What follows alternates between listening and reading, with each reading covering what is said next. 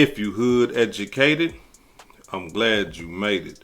Allow me to unfold my knowledge, wisdom, and understanding from a hood brother's point of view to all of you, here, there, and everywhere.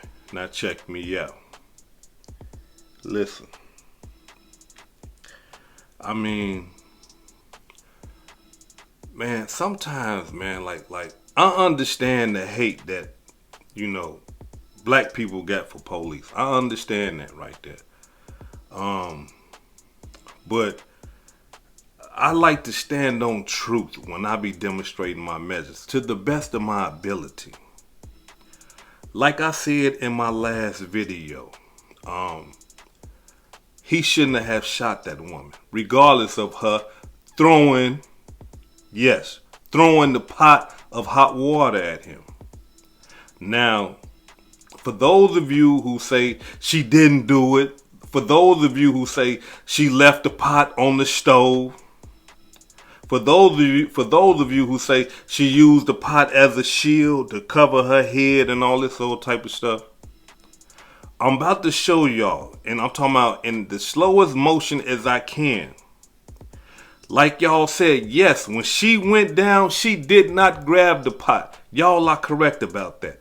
But what you are about to see right now is that when she went down and got out of view, when she gets back in view of the camera, the pot, she grabbed the pot like this from the handle. She grabbed it like this. And when she grabbed it, she started coming forward. I'm just finna show y'all.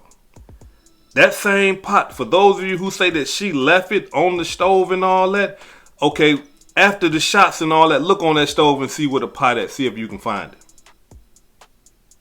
Now, I'm about to just show y'all. I just want to show y'all this part because a lot of people saying that she wasn't throwing the pot at the man.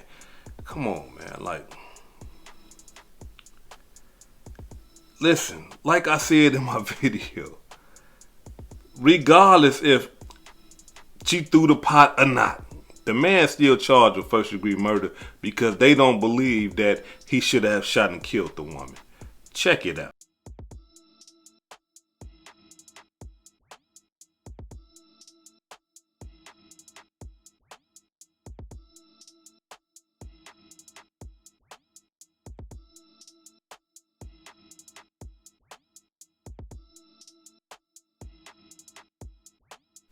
Now y'all see what I'm saying? Now this is what I want y'all to do. For all y'all that, you know, hood educated, you wrong and all that. And that's cool. You can have your opinion. But this is what I want you to do because I'm not finna do all the homework for you. Y'all seen that pot in her hand. Did y'all clearly see that? Now I want you to go back and watch the video. And if you can see the stove, see how the pot, it just magically disappeared. Why? Because it's the same pot that she had in her hand and she threw at the man. Come on, man. Like, man, like we got to learn how to get out of our feelings, or we got to stop, you know, when one person say something and, hey, you know, come on, man. Like, don't fall for the group pressure. Don't let the multitude guide your thinking. Your reasoning. Just because the multitude of people are saying the sky is purple. The sky is purple. After a while, you get to looking around like, shit, the sky is the sky is purple. The sky is purple. You next thing you know, you like the sky purple too. Shit, everybody else saying that I might as well, you know, get on the bandwagon. The sky purple. No, the sky is sky blue. It's been sky blue since the beginning of time. You know, sometimes it might get dark blue and all that other, but y'all know what I'm saying, right? So now, can I move forward? Can I get into this demonstration? Alright, now draw off this right here. Here it is. We got Chad Dillon, young brother. Young, 33 years old. Shot and killed in front of one of his restaurants that he is about to open. Let me give y'all a little backdrop on this brother. This brother right here opened up a boil shop down there in Buckhead. They didn't have no seafood boils down there. So he the first one to bring it to Buckhead. And I'm talking about in that first restaurant, In the first year, this brother made $8 million. In the first year, 8 million? Wow. Like, that is an accomplishment.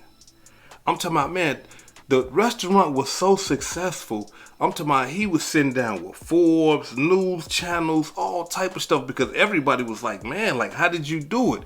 And he said he just thought to himself, like, okay, they selling seafood over here and seafood over there, and you got people in Buckhead and people all around that area got to drive 30 minutes to go to get the seafood. He said, nah, I'm going to build one right here. They ain't got to travel no 30 miles, no 30 minutes out to go get no seafood. They can come get it right here. And killed the game. This is free game that he giving people. Whoever trying to get into that restaurant business, all you got to do is see a want and what people need and fix that want. And that's what he did. Now, after making all that money and having the success of that restaurant, he started to go into business with people like Lil Baby. They opened up a restaurant, they opened up a restaurant, and I believe, correct me if I'm wrong, y'all down there in Atlanta, an ice cream shop as well. But after that first business, what was it called? I can't remember the name, I'm sorry. But after that first business, he started opening up other establishments, other businesses. Now, in doing all of that, the man was still reaching back to the community. He was helping convicted felons learn about how to do restaurants and stuff like that, learn about cooking, learning about business and all that old type of stuff. Like, this right here was a stand-up good guy. Check it out. What Atlanta's all about right here. My name is Andre Dickens. I'm your Atlanta City Councilman at large, Post 3 at large, homegrown, born and raised here in Atlanta, and to see a business being opened by a black man in Buckhead, a crew. This is Atlanta. I'm looking at faces. I'm looking at people that represent our city. The love of our city is strong. Right now is the best time to start something because you only go up from here. We all are gonna come into this restaurant. We're gonna share memories. We're gonna share a good time, good conversation, good fun. Businesses are gonna be started out of business conversations in this place. Relationships are gonna foster. So I'm excited on behalf of all the city council members of Atlanta, on behalf of our mayor, Keisha Lance Bottoms. We are proud of you guys, proud of you, brother, proud of all that you guys are doing. We don't want this to just be this one. We want you to have 100 of these, 10 of these right here. Whatever you want, your wildest dreams can come. No arrest tonight, Sean. His friends and his attorneys say that he was here at his Dipped in Butter restaurant here along John Wesley Dobbs Avenue this evening. This restaurant was set to open next month, but this evening he went around the corner and that's when he was met with gunfire right outside of his car. That's where he was shot and killed. Now, police are calling this a targeted attack. His friends, family members, and his attorney are devastated by what happened. Chad Dillon was 33 years old, and he was best known for his Boiler Seafood Atlanta restaurant that opened back in 2020, achieving massive success. Dillon was also one to give back to the community. Atlanta News First even interviewed him 2 years ago when he donated $15,000 of his own money to ex-offenders at the Atlanta Reentry Prison to help aspiring restaurant owners create their own business when they left prison. These guys are really good guys that made one mistake. These people still have skills, they still have talent, they still have a lot of knowledge, and they're still creatives. And we don't want to forget about our creatives. Well, Dillon also helped teach ex-offenders life, business, and social skills so that they would be set up for success once leaving prison. Tonight, we still don't have any information on funeral plans, and police have not released any information as it relates to any suspects arrested. Now, for some reason, I need the hood educated detectives to please, that's in Atlanta, come holler at your boy, man. Get in my DM, let me know what's going on down there, because this right here is not right. They are saying that the man had went into his business, the one that he's about to establish. I think it's called Nothing But Butter or Dipped in Butter, something like that. Went in there, got to checking out the construction site and things like that. You know, this is his business he about to open. On his way walking back to his car, he was targeted. This is what the news done said. The man was targeted. And I'm talking about whoever it was ran up on him and shot him multiple times, killing him, leaving him dead in the middle of the street, right next to his Rolls Royce. Cold-blooded demonstration. I'm talking about everybody I'm talking about people that I done talked to. They are saying that, look, hood educated, we digging, but the only thing that they can come up with is jealousy. And me, in my mind, I'm thinking like, nah, I mean, I understand people get jealous, and jealousy will, man, listen, jealousy will make somebody kill you. Jealousy will make somebody harm you. But I'm thinking like, I'm not believing that it was just jealousy. You understand? It wasn't a robbery, right? Didn't nobody run up on him and say, hey man, look, give me the money, give me the jewelry, give me your watch, your rings, your earrings and stuff like that. Take off those nice expensive shoes. It wasn't a robbery. No, it wasn't that. It wasn't a carjacking. Hey, look, give me the keys to the car. We finna take this car from you. Be quiet, lay down. It wasn't none of that. They are saying that the people that killed him ran up on him, shooting and shot him multiple times. And I have reason to believe that there is an eyewitness. If not an eyewitness, there has to be camera footage of what happened. That is why the police, the Atlanta Police Department, is saying that this was a targeted hit, because they seen it.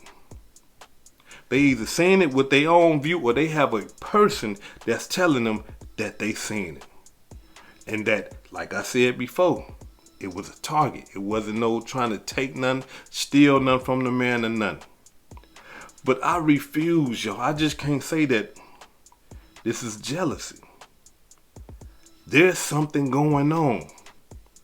Listen, I'm hood educated, not lane related. People don't just run up on you and try to shoot you and kill you like that for nothing.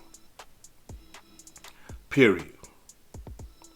I'm talking about for all the hood educated guests and all the hood educated residents that's from the hood. Come on, jump in the comments and let these people know that, listen, if somebody killing you, shooting you like that, something happened.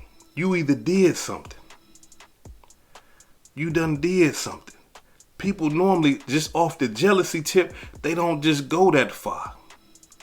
And don't get me wrong, like I say, jealousy will kill you, but nah, it's just, I don't want to believe that right there. I don't want to believe that it was just because this man right here is making all this money, and all of a sudden people want to just kill him.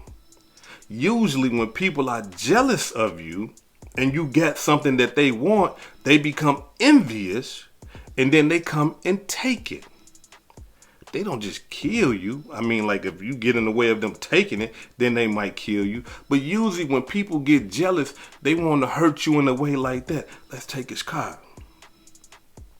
Let's take his jewels.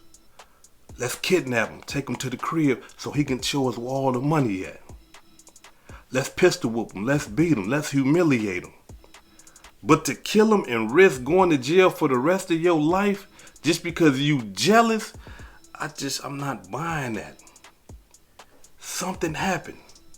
Something went down where somebody said, you know what? I want him killed, or I'm finna go kill him.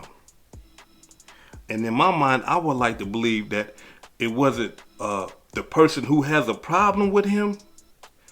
I believe that the person that got a problem with him sent them killers at him. Because you listen, when people got that type of money like this brother had, when you way up there like that and something like this happened to you, it's people you know. It's somebody close. It's somebody that you know where you going, and I'm talking about, know your cars and stuff. It's somebody that you know. These are not no strangers or nothing like that. These people right here that did this to this brother right here know him. And he know them. The actual killer, he might not. But the people that possibly put the money on his head, he know them. He know them. And that's just the rules of the street. Let me explain something to y'all. Like the other brother that just died, EST Beach. Regardless of you trying to move on with your life and stuff like that, if you still in that environment and you still where them people can touch you, and if they want to touch you because you still close to them, then you can be touched. And I believe that's what happened in this situation. I don't know what he did, but whatever it was or whoever he was involved with, they felt like he had to die. And unfortunately, that's what they did. They killed that brother. And it's sad. It's real sad. Because here it is. This is a young entrepreneur brother. I'm talking about who was establishing himself. I'm talking about establishing generational wealth for himself, his kids. I don't know if he was married, but his woman and his kids and stuff like that. And now y'all just took all that away. All that great talent. Y'all just took all that away. For what? For what? Cold-blooded demonstration. I would like to say rest in peace to that brother. I send my condolences to his family. For those of you who pray for courage and understanding for the family during these trying times. And man, at some point, man, like we got to find a better resolution than killing one another. Because that right there ain't going to do nothing but continue to set us back, set us back, set us back. Let's be men. Let's sit down and let's conversate. An elite told me a long time ago, he say, listen, little Lord, conversation and communication rules the nation. Let's start applying that in our everyday life. This is hood educated, not lane related. Peace and love, and y'all take care of yourself out there. If I said anything that caused you to think, hit that like button and subscribe to the channel if you're not subscribed already. And if you're feeling generous, please make a small donation to the channel. Peace and love.